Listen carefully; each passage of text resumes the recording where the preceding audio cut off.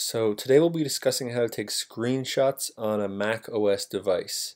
And there's basically two methods of doing so. The first one is to take a screenshot of the entire screen. And so to do this, all you have to do is use the key sequence Command-Shift-3. And as you can see there, it puts a PNG file of the screenshot of the entire screen onto your desktop, which you can then do whatever you want with it. You can put it in a folder, whatever you want to do. And then the next method of taking a screenshot is actually just to take a partial screenshot. And so to do this, what you're going to do is Command-Shift-4, and then you can see that the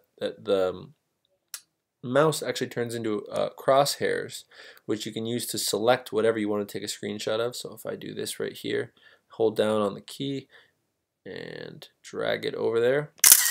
And again, I get a screenshot, although this is only a partial screenshot of where the selection that I decided, and this is located on the desktop as well.